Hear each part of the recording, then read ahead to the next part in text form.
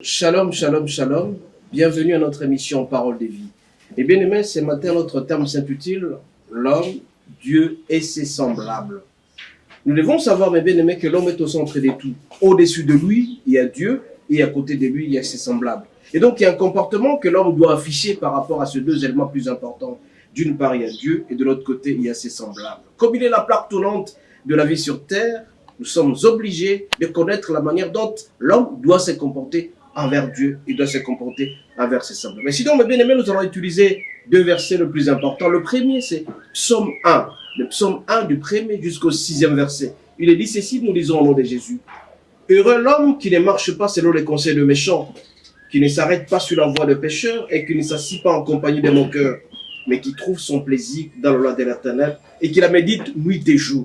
Ici, la parole de Dieu nous demande, mes bien-aimés, d'être à côté de Dieu régulièrement, de faire plaisir au Seigneur. Faire plaisir au Seigneur, c'est-à-dire appliquer, pratiquer la loi de l'Éternel, c'est-à-dire marcher selon la volonté de Dieu, respecter la Bible, méditer la Bible nuit et jour, c'est-à-dire faire en sorte que nous ne puissions pas vivre selon le désir de la chair. Et le Seigneur nous demande d'éviter de rester à côté de moqueurs. Les moqueurs, c'est-à-dire les semblables, ceux qui sont à côté de nous, qui ne nous apportent pas un plus. Bien au contraire, ce sont les gens qui nous amènent dans la perdition, qui nous amènent dans le péché. Et l'homme, quand il marche, il regarde à ses côtés, il y a des hommes qui l'amènent vers le péché, vers l'ivrognerie, vers l'impudicité, vers le vol, vers l'amour et l'excès de tout.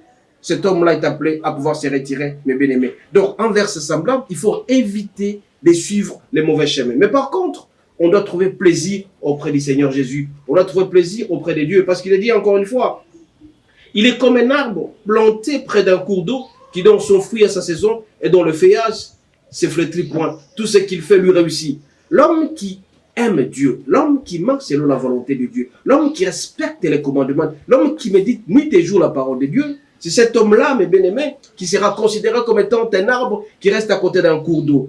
Vous voyez, quand vous aspergez de l'eau régulièrement à côté d'un cours d'eau, cet arbre va bénéficier de la saveur, va bénéficier de l'abondance, des engrais, et l'arbre va continuer à augmenter de plus en plus. C'est comme ça un homme qui vient auprès du Seigneur, qui trouve sa source, sa générosité, sa bonté, sa joie auprès de l'Éternel. Mais bien aimé, celui-là va vivre en paix et dans la joie. Et il faut éviter de vivre dans l'amour de la chair. Et comme il est écrit dans Romains 8, verset 6, Romains 8, verset 6, il a dit ceci. Et l'affection de la chair, c'est la mort. Tandis que l'affection de l'esprit, c'est la vie et la paix. C'est lui qui est affectionné de la chair.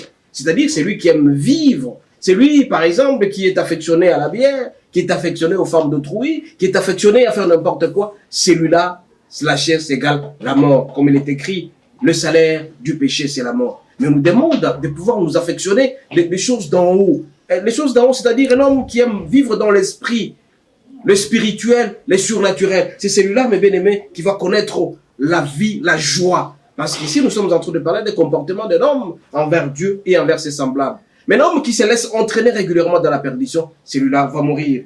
Mais bien aimé, ici, on donne la différence entre un juste et un méchant. Un méchant, c'est celui qui ne veut pas ce que les autres puissent aller de l'avant. Un méchant, c'est celui qui est cupide. Un méchant, c'est celui qui est égoïste. Un méchant, c'est celui qui n'aime pas les autres, qui n'aime pas Dieu. Mais quand un méchant pose un acte, le bien-aimé, il doit être rassuré que c'est la mort qui sera à côté de lui. Mais par contre, comme a dit David, que le bonheur et la grâce accompagneront toujours ceux qui sont justes, et il n'a jamais vu sur cette terre un juste mourir de faim. C'est-à-dire, quand vous marchez selon la volonté de Dieu, mais bien aimé, vous allez remarquer avec moi que vous serez toujours heureux dans votre vie. La richesse sera de votre côté, l'abondance sera de votre côté, la progéniture, la prospérité, tout va vous réussir parce que vous êtes branchés à côté du Seigneur. C'est pourquoi ce matin, mes bien-aimés, en parlant de l'homme, de Dieu, de ses semblables, je vous exhorterai tout simplement à vous approcher de plus en plus de Dieu. L'homme qui s'approche de plus en plus de Dieu, de plus en plus de Christ, qui vit selon l'esprit, qui ne vit pas selon la chair, celui-là, cet homme-là sera heureux. Nous continuons dans les psaumes. Il est décrit dans Psaume 1, verset 4, « Il n'en est pas ainsi des méchants, ils sont comme la paille que le vent dissipe. » C'est pourquoi les méchants ne résistent pas au jour des jugements, ni les pécheurs dans l'assemblée des justes, car l'Éternel connaît la voie des justes, et la voie des pécheurs mène à la ruine. Il est dit ici, mes bien-aimés, que les pécheurs est toujours appelé à la ruine, à la disparition, à la souffrance. Mais par contre, c'est lui qui est très attaché au Seigneur. C'est lui et qui aime régulièrement le Seigneur, qui vit selon les prescrits de la parole de Dieu, qui s'affectionne du Seigneur et qui prend du recul par rapport au péché. Nous avons toujours dit que le péché, c'est la transgression de la loi. C'est lui qui aime le péché, celui-là va mourir dans la situation très difficile. Je vous rappelle ici la fois dernière que nous avons dit que notre espérance de vie dépend aussi de la manière dont nous nous comportons sur cette terre. Vous allez faire les statistiques, je l'ai toujours dit, regardez les serviteurs de Dieu.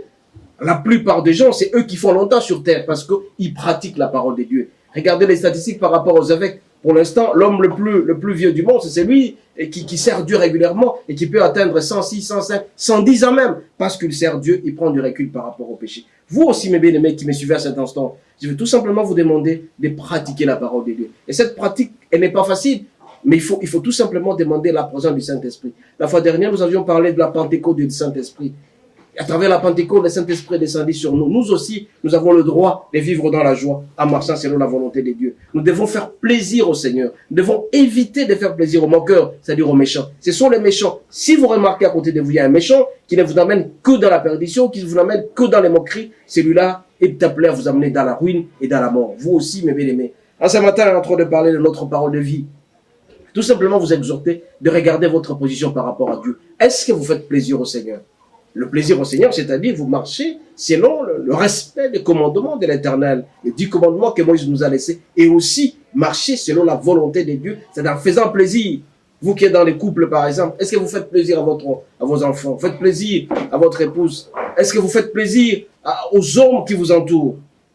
Et si vous êtes serviteur de Dieu, est-ce que vous respectez les différents commandements? Entre autres, vous donnez votre dîme, vous respectez les offrandes, vous respectez les actions, les grâces. L'homme qui ne respecte pas tout ça, il est en dehors du système. C'est un homme qui est affectionné de la chair. Les hommes, la plupart des gens, quand ils ont un peu de moyens, ils tournent le dos. Ils commencent à s'en servir uniquement pour faire n'importe quoi, la débauche, la bière et tout et tout. Et donc à ce moment-là, ils sont imbus de la chair. Tout en oubliant que l'homme qui s'affectionne à la chair, comme il est dit dans Romains 8, verset 6, c'est la mort, c'est la ruine. Mais par contre, l'homme qui s'approche du Seigneur, nous avons toujours dit que si vous approchez du Seigneur, il s'approchera de vous et vous serez très heureux dans votre vie. C'est pourquoi ce matin, mes bien-aimés, nous allons tout simplement vous demander de vous approcher, d'éviter de vivre selon l'affection de la chair, mais de vivre selon l'affection de l'esprit. Et quand vous marchez selon l'affection de l'esprit, vous n'allez pas commettre beaucoup de dégâts. Bien au contraire, vous serez dans votre vie. L'homme qui vit dans le fruit du Saint-Esprit, il y en a 9 à peu près, les fruits du Saint-Esprit. Vous avez la joie, vous avez la paix, vous avez la tempérance, vous avez la douceur et beaucoup. Donc à peu près 9. Si vous entrez sérieusement dans la parole de Dieu, vous allez vivre ces fruits-là et vous serez très heureux dans votre vie et vous ne serez pas à côté des moqueurs. Les moqueurs, ce sont les méchants. Les moqueurs sont des gens qui vous amènent de très mauvaises informations, qui vous influencent négativement dans votre vie. Et vous êtes appelés, mes bien-aimés, ce matin, en train de parler de la parole de vie, tout simplement de regarder votre comportement envers Dieu. Est-ce que vous aimez Dieu? Est-ce que vous aimez Jésus? Est-ce que vous aimez vos semblables? Et quand vous aimez vos semblables, vous n'allez pas commettre des bêtises. C'est en commettant les bêtises que vous allez vous attirer des malédictions. Toutes les malédictions risquent de vous frapper sérieusement parce que vous marchez selon les conseils des méchants. Mais par contre, en ce matin, si vous approchez des plus du Seigneur, comme il est écrit ici, mais qui trouve son plaisir dans la loi de l'Éternel et qui médite la parole de Dieu nuit et jour, c'est à ce moment-là que vous serez très heureux. Rappelez-vous toujours de Josué 1, verset 8, méditez la parole de Dieu nuit et jour, c'est alors que vous allez réussir dans tous vos projets. Vous voulez que votre projet réussisse? Attachez-vous au Seigneur. Vous voulez que vos enfants puissent aller de l'avant? Attachez-vous. Vous voulez chasser la pauvreté? Attachez-vous au Seigneur. Tout cela, mes bien-aimés, c'est tout dans le sacré livre, notre Bible, qui vous est appelé à méditer nuit et jour. Et vous serez très heureux dans votre vie parce que vous ne suivez pas le conseil des méchants. Mes bien-aimés, il est très important pour vous de vous affectionner des choses du ciel, des choses de l'esprit. C'est à ce moment-là que vous serez très heureux. Parce que vous reflétez la présence de Dieu dans votre vie.